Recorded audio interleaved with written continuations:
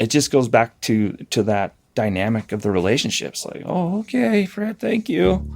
We'll get a hold of you later. Let me know when you get back. We'll go have a beer. Previously, on the Coldest case in Laramie. I remember it so well. I remember it like it was yesterday. The detective was like, you don't worry about him. He's a police officer, and you don't need to worry about him. And when they told me that, I just came unglued. I was like, what the hell are you talking about?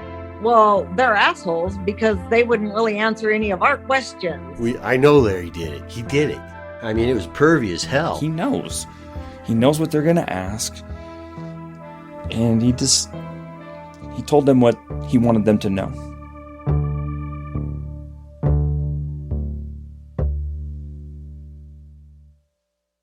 The case file Fred's lawyer gave me was sprawling. Almost 8,000 pages of investigative reports, hundreds of photos, more than 70 hours of audio and video interviews, bad Xeroxes and stapled-on addendums and handwritten notes. I stared at a poorly rendered drawing of Shelli's Sweet Dreams nightshirt for a while. In the earliest pages, I could see the police contending with the little they had to go on. The fire destroyed a lot of potentially helpful evidence. So did the attempt to contain it. Shelli's body was burned, badly enough that it couldn't be a helpful source of leads, although it was clear she was naked. Police took that, and the bloodstains on her waterbed, as signs that the attack might have started as a sexual assault in the bedroom. Other evidence was found outside. Behind the complex, someone had cut the phone lines to all 5 apartments. And about 350 feet away, a distance slightly longer than a football field, there was a bloody matchbook with some kind of hand or fingerprint visible through the blood. The matchbook was decorated with a train and the words Tanktown on the cover. Police found it near several footprints and tire tracks left in the dirt. And then there was the blood. There were 2 large puddles on the sidewalk in front of the apartments. In the middle of one, a broken serrated blade from a steak knife. Nearby, bloody pieces of a broken vase. The police figured that Shelli must have tried to escape at some point, making her way from her apartment and down the sidewalk before her attacker caught her. He pulled her back toward her apartment, dragging her 44 feet down the sidewalk, and stabbed her, leaving the puddles. The drag marks went over the top of a bloody boot print. This was a clue, too. It suggested the killer had left it when he was dragging Shelli back to her apartment. The blood trail on the sidewalk appeared to stop entirely at least 10 feet from the door to apartment number 3. Notably, the police did find a little more blood there, separated from the rest of the blood at the crime scene. A few tiny flicks on the door of apartment number 3, Fred's friend's place where he was staying the night.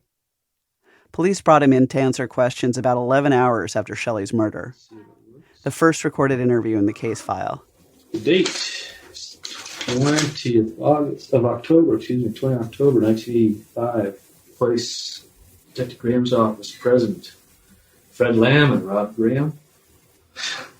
Got to find out what you know of what occurred out on Taylor Street this morning. The mood of the interview was chummy. Detective Rob Graham and Fred actually knew each other. Graham seemed more interested in Fred as a witness than as a suspect.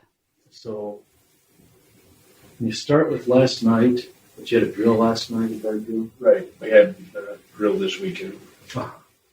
Fred said he spent the evening at the American Legion with a few of his buddies, including Dave Palmer, his National Guard friend who rented apartment number 3. And we sat around and we're drinking.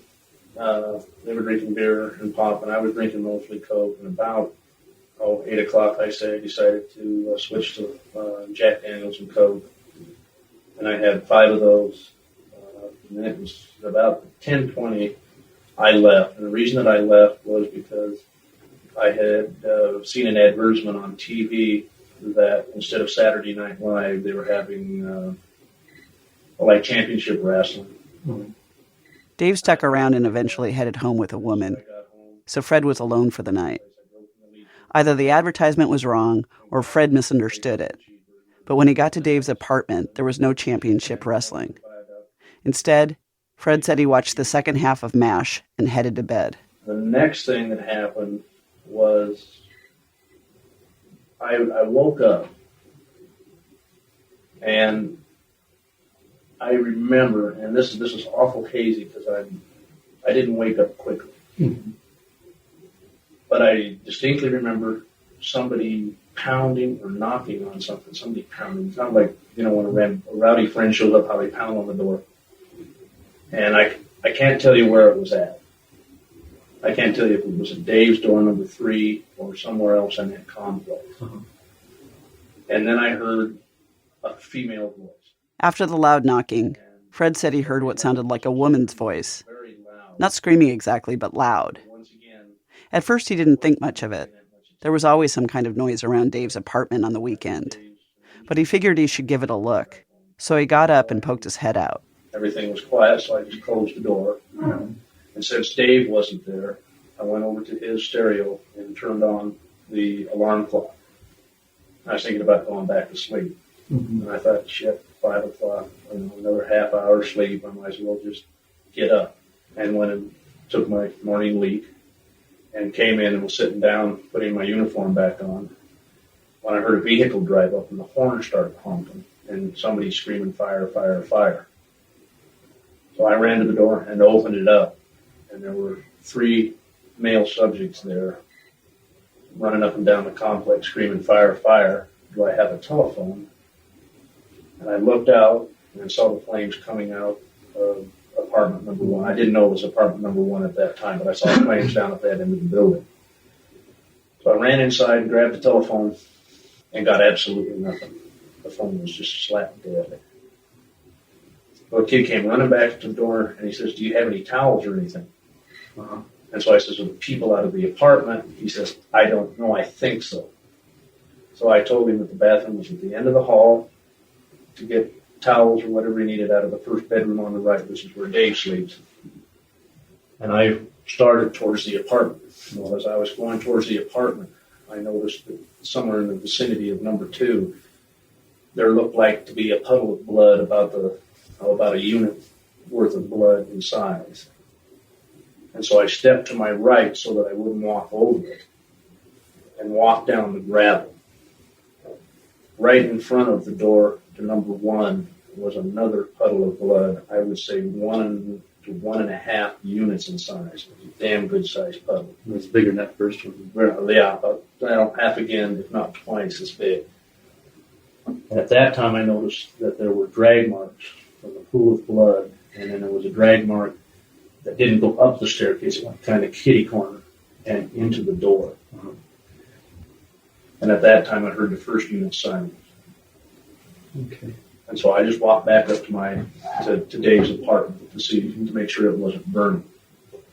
And then Officer Avery showed up and asked me what I knew of it, and then I showed him the blood.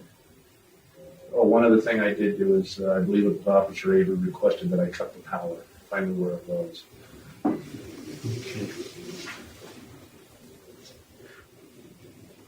While we were going over that crime scene, those drag marks got pretty close to, to Dave's place. Mm-hmm. And there was a little bit of just real tiny splatter, like on the door. That's mine. What? Well, that's your blood? That's my blood. If it's on his door, it's my blood. It was just a little, just. Yeah, what happened spots. was when I was hunting, and my dog was giving me a bunch of crap, and so I reached in the back of the truck and smacked him and caught this knuckle on his collar. Okay. And that would have been the 12th, 13th, and the 14th when I was duck hunting. And Thursday when I went over, I usually ring his doorbell and hit the door. Bing bong, done up to it. And when I rapped the door once, I must have caught that damn scab, because I went like that. His porch light was on, and I saw the blood splatter on the door. Okay. I looked at my knuckle, and it was bleeding. Okay. So on the door, I can't say it's all my blood, but there is some of my blood on the door. I couldn't even say how many drops. Okay. What blood type are you, Fred? I'm sorry? What's your blood type? Because they're going to, I'm sure they picked that up. A positive. A positive? Yeah, I don't want to type in your blood. Oh. Please don't. Tests would soon show 2 types of blood at the crime scene. Type O, which matched Shelli, and Type A, which was found at several spots. including a trace amount on the matchbook 350 feet from Shelli's apartment. Fred's interview didn't go on much longer than this. The whole thing lasted about 35 minutes. He mentioned that he had guard duty the next day and would be heading to Arkansas for training. He'd be gone a couple of weeks. But just before the interview ended, Detective Graham and Fred had a small exchange. Looking at the case file, it seemed to indicate where the investigation was headed. Well, from hearing people talk and yammer, apparently this chick ran with a pretty heavy crowd. Fred says, I'm now hearing people talk and yammer. Apparently this chick ran with a pretty heavy crowd. They weren't the salt of the earth types. They weren't the salt of the earth types. Not caught up with her. Well, it might have caught up with her, Detective Graham responds. I'm going to kill this tape recorder at 4:13 p.m. It's still 20.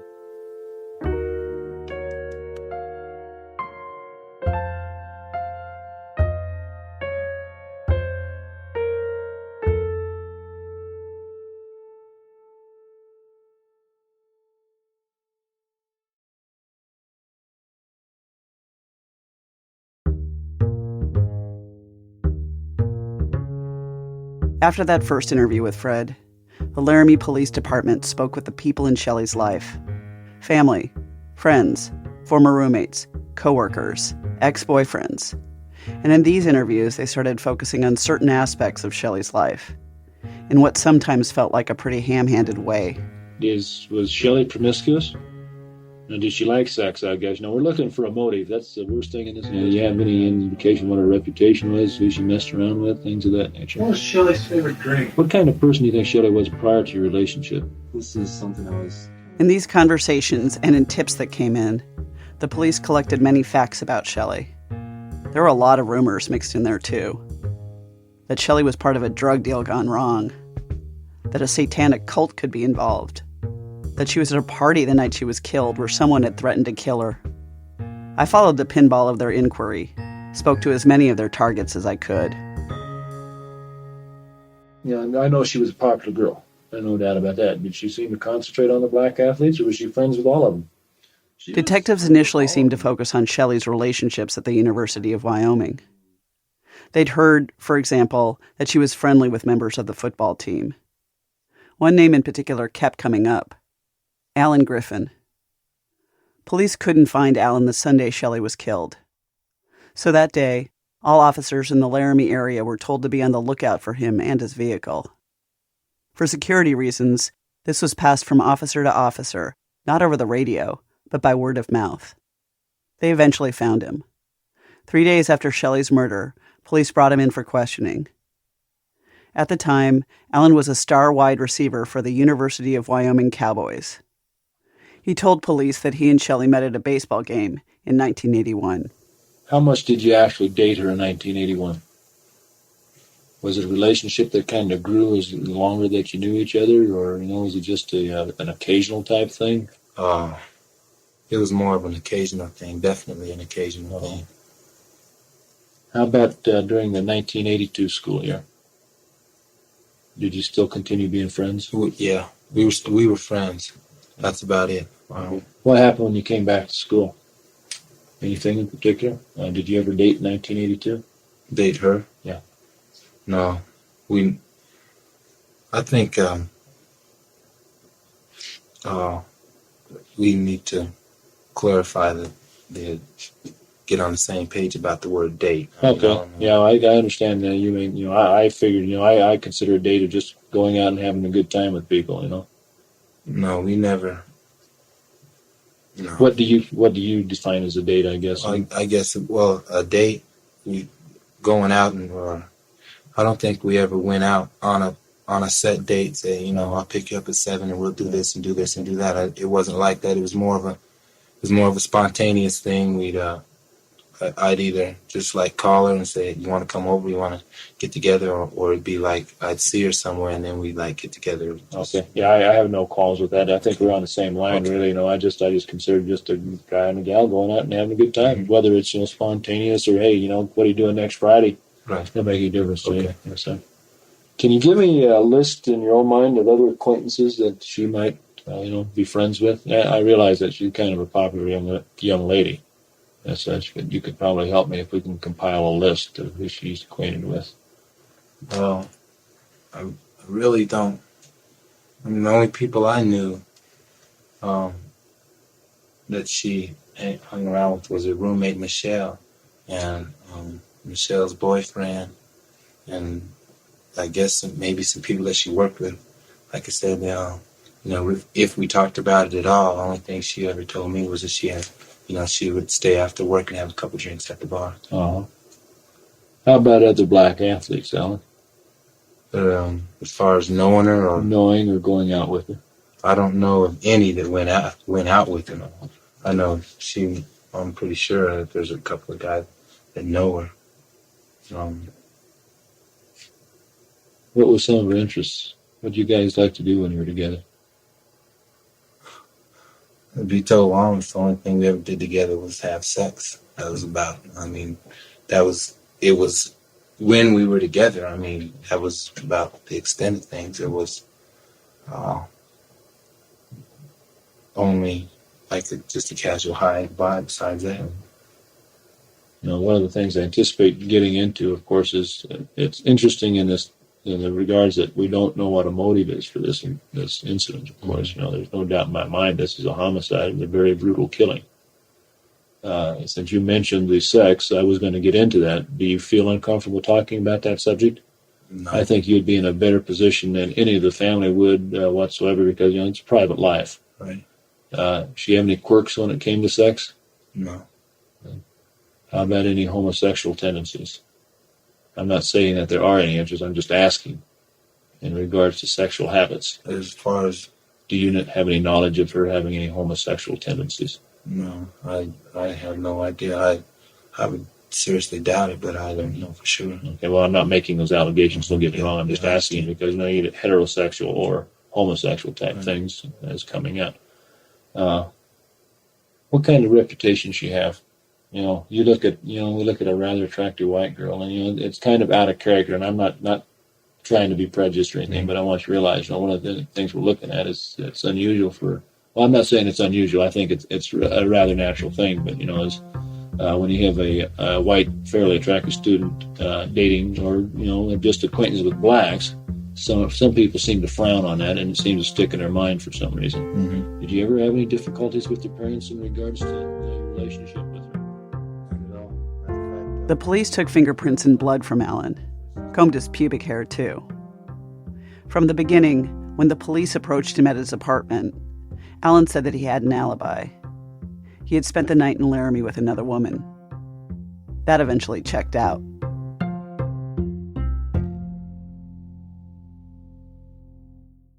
Alan Griffin lives in Washington State now. He's a basketball coach and a high school teacher. I tracked him down because I wanted to know his reaction to being a suspect back in 1985. I had absolutely nothing to hide. It wasn't like I was concerned. It was just like I would have had back then a much higher regard for law enforcement than I do now. And I would have definitely back then. I just did whatever they asked me to do.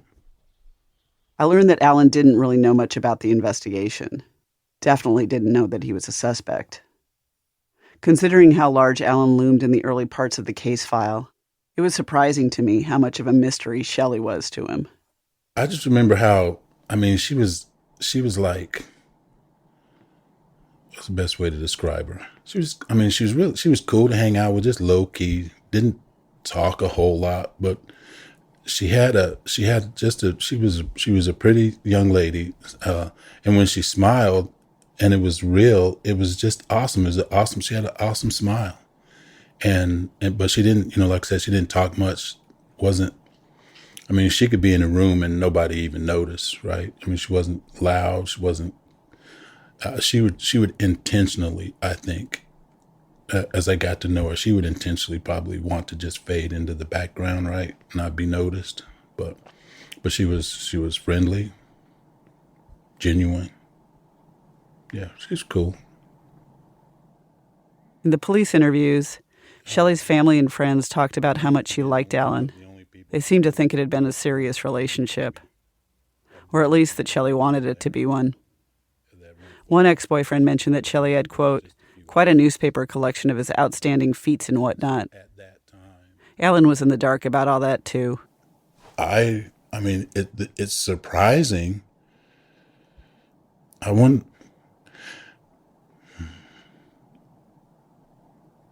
It just was. This is going to sound really weird, but it wasn't. It was just safe. Friends with benefits. It's kind of surprising that she had more feelings than that, than what I'm aware of. Talking to Alan, it felt like he was looking back at this period of his life through the eyes of an adult, maybe for the first time. That he was considering how young they both were, how immature he was back then. That he was realizing how much growing up he got to do that Shelli didn't. You know,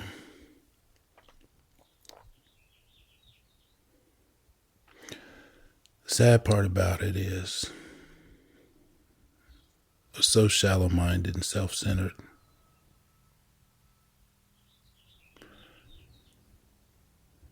The only thing I was really thinking about is, it was game day. So I borrowed a friend's car to go to the funeral. And I was just thinking about it, just got it, hope this doesn't last long.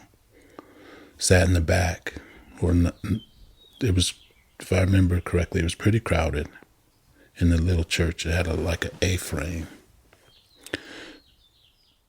I didn't realize how her dad must have been feeling, how her brothers were feeling. I didn't think like that then, because I was thinking about not being late for the game because I knew how my coach was. If I was late, I wouldn't have played. So I was thinking more like that. I was kind of disappointed that that's what I was thinking, but that's just the truth. And that's about all that I remember. It was just like, I was only thinking about me.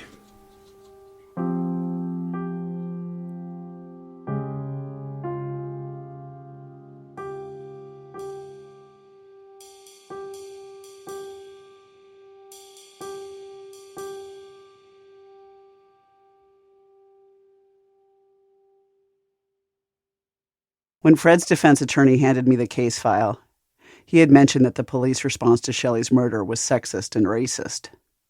I heard that in the interviews, and I saw it in the paths the detectives went down in their investigation. They didn't stop with Alan Griffin, someone they knew Shelli had a relationship with. Instead, they went after a lot of the black players on the University of Wyoming football team. So explain to me, did you know Shelli at all? Not at all. Had you ever even met her? Might have seen her. But didn't know her from a can of paint.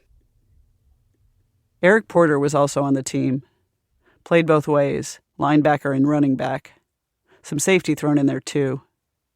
He came to Wyoming from San Diego and remembers the culture shock of arriving. The fights with the largely white wrestling team. The bar he remembers locals banning the football team from. Eric says he held out on giving his blood and fingerprints to the police for a while. He still remembers how they sprung into action shortly after Shelli's murder. Right after they said it was a crime scene, you literally saw half of Laramie police standing out through the dorms. They had football programs in their hand looking for guys. And you'd be walking to class, hey, come with me. They were just snatching up wherever we were. They were hanging out wherever. They were literally on corners, just spotting, just snatching you up. It felt like some shit out the 30s and 40s when they just round up black people and hang you. That's what it felt like. So what do you remember about being called in and about like them actually getting you into the police station? When I finally came back to Wyoming and submitted to it, the cocky ass attitude. And they finally got me to do it. It was like, we finally got this nigga. That was their attitude. That was their attitude. And I hated that I had to submit to get peace. They just wouldn't leave me alone. And my mom finally said, hey, they're not going to stop. You didn't do nothing, so just give them something, Eric.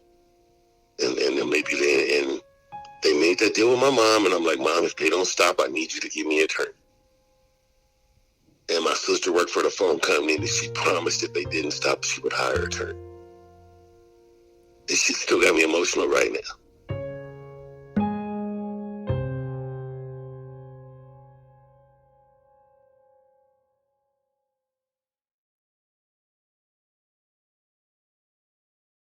During the first week of the investigation, the University of Wyoming football team theory didn't go much of anywhere.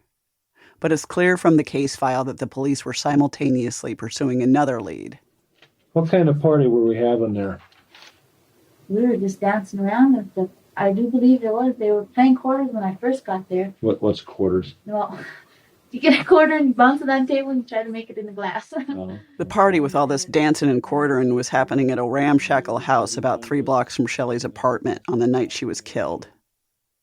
The crowd of about 15 was mostly current and former Laramie High and junior high students. Shelli wasn't there. She was at home drinking tea with a friend. But the party seemed to pique the cops' interest. Police already knew some of the partygoers. Young Hispanic men who had lots of run-ins with the cops already. Some of the usual suspects in town. Both the party and Shelli's apartment were on the west side of Laramie, which was less a census-designated place than it was, literally, the wrong side of the tracks. The railroad divided it from Laramie proper. The west side had a few fancy homes, but for the most part it was poorer. It's where you'd find auto repair yards, tire shops, and mobile homes. A lot of the Hispanic population of Laramie lived there too, including one attendee of the party, Vaughn Neubauer's favorite alternate suspect, Larry Montez. As Vaughn told me, Larry had stolen a car during the party, and then he'd gone missing for a few hours, right in the window of time when Shelli was killed. Let's sign that right there. You are represented by your attorney, Calvin Ruka, and we've already discussed the fact that we are not interested in the unauthorized use of a vehicle. Okay? All we're concerned about is this homicide. All right. Vaughn had told me that Larry had gone to Rock River because of some girl he had a crush on. That wasn't quite right. Larry was actually visiting his ex-girlfriend, Summer Stevenson, who lived just outside of Laramie, about a half hour away from Rock River. He was right about Larry's alibi, though, and how bizarre it was. Larry said that after he stole the car, he grabbed a hot dog and a Slurpee from a convenience store. From there, he drove to Summer's house, where he slipped into her room and found her asleep. So I just sat around and just watched her. And drank my Slurpee. And then I got up because I started seeing daylight. I said, I better get his car back. It had been about 4:30 between her and I left. By the time they brought him in, the police had heard a bunch of suspicious things about Larry from that night. That he had cuts on his face, that his glasses were missing, that he was wearing a different coat than he'd worn at the party, that he was acting strange. This is important. I want you to think about it before you answer. When you went back to the house, to the party, about what time was that? It had been about 5:15. Okay. Took me a while to get out there. All right. You know the girl that was killed? Not really. All right. Have you ever been over to that apartment there? I don't know where it is. You don't know where the apartment's at? No. So in other words, if I were to check fingerprints, I shouldn't find your fingerprints in the house? Yeah. No. Okay. Did you ever hear anyone say that you did it? No. Did you know people have been saying that you did it? No. Is there any reason why people would think that you did it? Yeah, because I have a record. You have a record? Yeah. Any other reason? You know, I'm not that kind of dude. You tell me why I'm talking to you. You're a police officer. Why am I talking to Larry Montez? Well, because he was around the scene of crime. And what else? And he's missing for 2 to 3, 4 hours. We don't know where he's at, which is about the time the gal got killed. You know, when I've been talking to all these people here in the last few days, I'm concerned that we've learned stuff like you've been getting into other people's homes that we didn't know about. Don't act surprised, okay, because we're being pretty open here. I mean, the people that have talked to me have identified you as being that person. I mean, there's no doubt in their mind that they knew who it was, and they even talked to you or confronted you about it. I'm just trying to tell you like it is, that's all. And I know that you and your friends on the west side are very tight. You're a very select group of people. You don't think so? No. Well, then us white folks think that you are, okay? Okay, well, we just think that you're just your own little group. Like you got the cowboys or the Mexicans or whatever else, the metalheads, whatever they call them. I'm not that familiar with all the groups that we've got. But all that peer pressure that's there has a bad effect on kids. You got kids that are drinking, doing drugs, having sex with girls and stuff like that when they're really, really young. And all sorts of problems, breaking into homes, stealing shit, and shoplifting, all that stuff that goes in. This homicide that took place, it's got a lot of people in this community scared. A lot of people that didn't even know this guy. A lot of people that live in Laramie are saying, yeah, I came to Laramie because I didn't want to live in Chicago or Denver where this happens all the time. They're here because they figure this is a nice, quiet town. And now they're thinking, we got some damn demon out here who's killing, burning people, stabbing them, beating them, and doing all this sort of shit. So it just, it's no fun for me or anybody else. I'll get off my soapbox. We need to get this other stuff down. Police looked at Larry Montez for a few more days. They confirmed that Larry had been in a fight a week before, possibly explaining his bruises. They talked to Summer Stevenson, his ex, who, when asked whether she knew Larry, said simply, "Unfortunately." Summer didn't really remember Larry stopping by to watch her sleep, but Larry had engaged in such stalkery before, and Summer's sister did find a big gulp cup on the dresser, with ice still inside. The police seemed to rule Larry out after giving him a polygraph. He was one of 4 men who took a lie detector test in the first month of the investigation. Police said Larry's results couldn't be scored as conclusively truthful, but, quote, "There is no strong indication that would tend to show deception." Given the fact that polygraphs generally aren't allowed as evidence in court, I didn't make much of those results. Other results seem more clear-cut to me. It's not just that this investigation seemed to corral the relatively few people of color in town into its dragnet. It's that it seemed to linger there, burrowing in deeper than even the most charitable reading of the evidence called for. I did a tally. Of the 39 men who initially gave fingerprints or blood samples, 25 of them were Black or Hispanic. More than half. In a town where 9 out of 10 people were white. Contrary to the description of Shelli's family and friends, and even Detective Robert Terry, the police did give Fred a second look. 10 days after the murder, someone from the state lab told police that Fred's story of how his blood got on the door of apartment number 3, that he knocked on the door a few days before the murder and broke open a scab, didn't match the spatter pattern. Detectives called Fred back in after he got back from his trip to Arkansas, but without much urgency. They took a blood sample and fingerprints, but never looked in his actual home for evidence.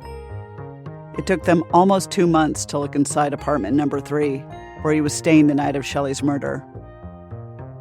Fred did agree to take a polygraph, showing that the police seemed to be treating him as a suspect. But that was pretty much the end of it. And what I can only interpret as a sign of how little they regarded him seriously, the results from that polygraph never even made it into the case file. With their initial leads fizzling, the police started going broad. Over the next year and a half, They surveyed all the barber and beauty shops in town, checking if anyone had come in with burns or singed hair. They followed up on tips from the Crime Stoppers phone line and pursued leads. Police interviewed a guy who talked to Shelli once in an aerobics class. Another man who Shelli had dated in high school, who had started a few fires and lived 2 hours away. They called in a man who'd come onto their radar because of a recent arrest, for practicing as a ninja in public. They looked for men with nicknames. The Spook, described as a shady guy with a pale complexion and sandy hair, who haunted the library. And the Guardian, a regular customer at Shelli's restaurant, who supposedly looked out for her. All that effort didn't produce anything resembling a bona fide lead. Police were more or less spinning in circles until almost 2 years after the murder, when they finally got a break. A call from a detective in Flagstaff, Arizona, who relayed a message. Someone had confessed to killing Shelli Wiley.